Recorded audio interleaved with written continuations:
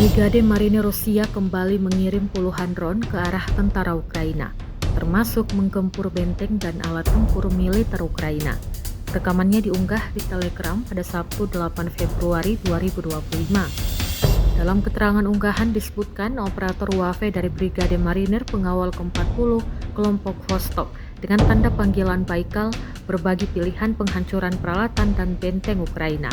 Ledakan demi ledakan akibat hantaman drone tampak jelas dalam rekaman unggahan.